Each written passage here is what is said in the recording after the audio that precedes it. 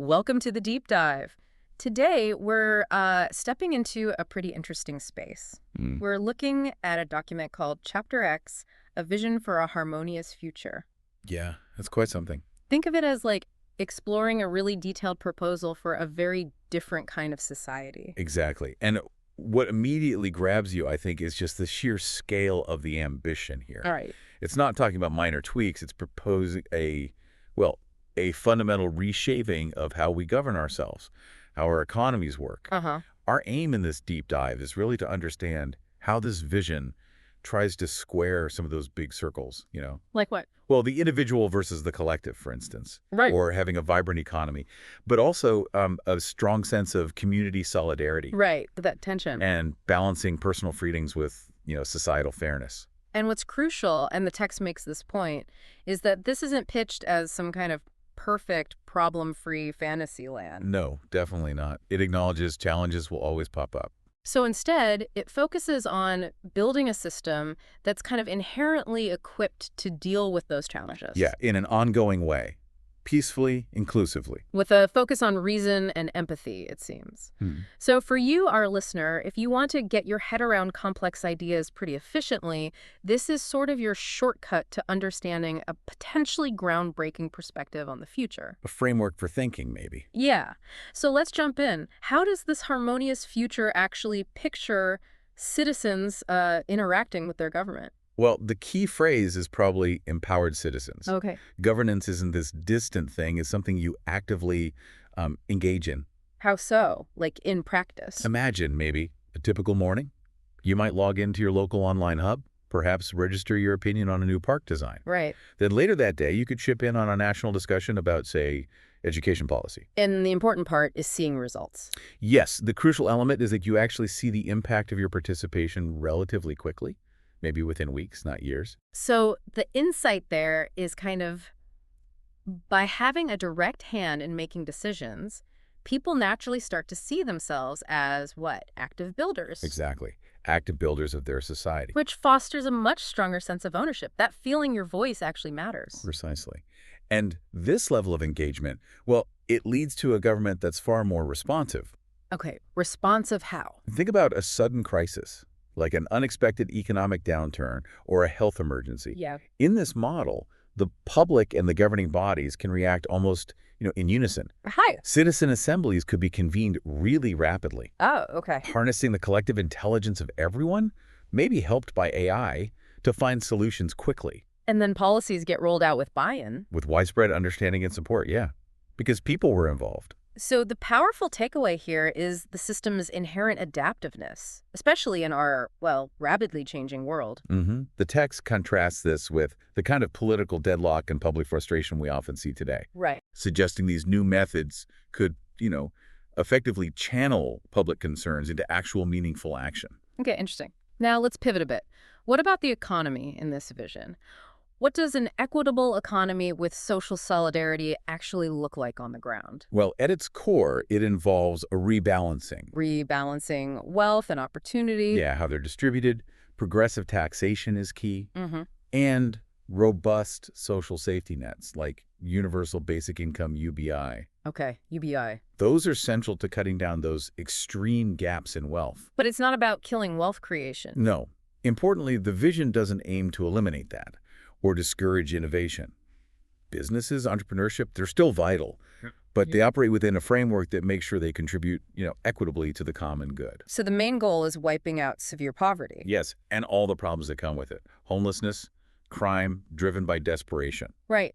The text emphasizes that where you start in life, your birth circumstances become less deterministic. Exactly. Largely because of universal access to really high-quality education and healthcare. It levels the playing field somewhat. Okay. And what about the social solidarity part? Well, another key aspect is strengthening that. How does that work? Because the economic system isn't just a constant dog-eat-dog struggle for survival. Right. People are maybe more able or more willing to be cooperative, to act with altruism. Mm-hmm. And the introduction of civic coins is a particularly interesting mechanism here. Okay, yeah, you mentioned those. Let's unpack this civic coin idea. Yeah. Sounds intriguing. It is interesting. They basically help cultivate a society where contributing to the community acting ethically. Yeah. That stuff is highly valued Yeah. and recognized. So high social standing isn't just about being mega rich. Not necessarily. It might be more linked to becoming a respected citizen leader. How do you become one of those? By accumulating these civic coins, maybe by helping others, or guiding collective problem-solving efforts. Ah, so it's a fundamental shift in what society prioritizes. Exactly. Yeah. Moving beyond purely materialistic measures of success. It kind of echoes times and maybe ancient societies where wisdom and community service carried immense prestige. That's a really compelling perspective society sort of reevaluating what truly matters. Now, how does this vision plan to tackle the deep societal divisions we see everywhere today? Polarization? Mistrust? Yeah, this is where the idea of a philocratic intervention against prejudice comes into play. Philocratic intervention, okay. A big anticipated outcome is healing those divides based on economic status, political tribes, even ethnicity or where you live. And the main method for doing that is? Bringing diverse citizens together directly through these direct democratic processes, both in person and online. So the thinking is, if you get people from really different walks of life, Yeah, like a farmer, a software engineer, a student, a retired teacher. and they have to collaborate on shared challenges, Their preconceived ideas, their stereotypes start to break down. because they're actually talking to each other. Right. They learn to appreciate different viewpoints, maybe discover common ground they didn't know existed. And weakening rigid political party lines helps too, I guess. It helps shift the focus from just opposition to cooperation, yeah. And this direct engagement, you mentioned trust earlier. Yeah. Does it help rebuild trust in institutions? Absolutely. That widespread distrust we see now is tackled head-on through, well, radical transparency. Radical transparency, like what? Budgets, records of who got civic coins for what, even the decision-making logic of the AI systems. Wow, okay. It's all publicly accessible, open data. And that naturally reduces suspicion. Conspiracy theories maybe lose ground. That's the hope. It's harder for misinformation to take root when the facts are readily available. Now, the text goes deeper into how the system fights prejudice, using something called social physics. Can you explain that for us? Sure.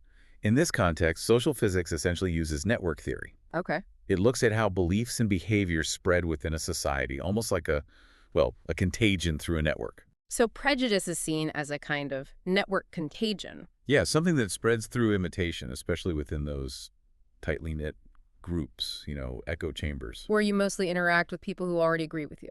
Exactly. So it's not just about individual biases in isolation, but how those biases get amplified and reinforced by the social networks we're all part of. Right. So how does the philocratic system, as they call it, intervene in those network dynamics? Well, for example, by requiring or maybe incentivizing participation in diverse community projects. Ah, so forcing interaction outside the usual bubbles. It disrupts those homogenous groupings. Yeah. Encourages interaction across different social circles. Working on common goals creates new connections. Connections based on shared purpose, not just similarity. Precisely. And the civic coins and these smart games you mentioned also play a role here. Absolutely. These can be specifically designed to reward collaboration across different groups. Okay. Or for sharing information beyond your echo chamber, engaging with different perspectives. So the games could actually teach perspective taking. They could even simulate understanding different viewpoints or actively challenge common stereotypes, but in an engaging, game-like way. Interesting. The text also mentions something called pass selection. What's that, and how does it help bridge divides? Right, pass selection. It's basically a method for choosing people for certain governance roles. Based on what? Not just votes. No, based on their demonstrated ethical reasoning, their collaborative skills, their civic-mindedness. Demonstrated where? Across diverse interactions within the system, presumably tracked somehow, maybe involving those civic coins again. Okay, so the aim is to put people in positions of influence who are less biased, more objective. Less susceptible to strong biases, more capable of objective evaluation, yes. You could think of pass as prioritizing. Maybe altruism, skills, and social awareness in leadership. Altruism, skills, social awareness. Got it. And transparency ties into this too. Yeah, exactly. Increased transparency in how decisions get made means potential biases or errors are more likely to be seen by everyone. Creating a feedback loop. Yeah, a feedback mechanism that helps course correct within that whole information network. Okay. Then the source material brings in a sociological, phenomenological perspective. Bit of a mouthful. What does that add? Yeah, it sounds academic, but think of it like this. Each of us builds our own personal understanding of the world based on our experiences. Our own sort of reality bubble. Kind of. The text calls it our life world. Life world, okay. Prejudice, from this viewpoint, pops up when different social groups develop really distinct life worlds. With different understandings, different stereotypes, different priorities. Exactly. And then communication breaks down because people are basically interpreting the same situation through completely different lenses. So negative stereotypes about the other group get baked into a group's shared understanding. Often based on limited or skewed information, yeah. Mm. And this shapes how people perceive and interact with anyone outside their own group. It becomes automatic. Right. So the solution, according to this perspective, isn't just about, like, imposing rules against prejudice. No, it's more about rebuilding shared meaning, fostering empathy. What the text calls intersubjectivity. Mm-hmm. And that involves creating real chances for people to get beyond abstract stereotypes and actually have direct personal interactions with people from different groups. Shared experiences. Shared experiences focusing on concrete, lived realities that helps challenge those preconceived notions and build real empathy. Okay. And this leads to the idea of the whole philocratic framework being a kind of philosophical pedagogy, like the system itself teaches values. Yeah, that's the idea. The system is designed to teach through its very structure and practices. What are the parts of that? Well, there's a pedagogy of participation. Getting people involved. Right. Encouraging or requiring civic engagement, leading to those crucial intergroup encounters we talked about. Okay. Then a pedagogy of incentives. The civic coins and smart games again. Yes, using those to reward cooperative and community-minded behaviors. Makes sense. What else? A pedagogy of responsibility. Framing overcoming prejudice as like a civic duty. Yeah. A pedagogy of deliberation. Actually equipping citizens with the skills for respectful dialogue, how to disagree constructively, Training for talking. essentially. And finally, a pedagogy through role models. The past leaders. Exactly, highlighting leaders chosen via past who embody these values. So it's, a pretty comprehensive approach. It definitely sounds like a multifaceted approach. Tackling prejudice at the network level, the individual understanding level, the interaction level. Now, shifting focus again, what about the impact of all this on individual lives? Human flourishing. Right, with basic needs met, like through UBI, Yeah. and people feeling genuinely heard through participation, Yeah. the focus naturally shifts towards human development and flourishing. What does that look like? Policies prioritize well-being, ample, safe public spaces, vibrant cultural activities, Yeah. a much better balance between work and personal life, Less grind. hopefully. Hmm. Lifelong learning is actively encouraged.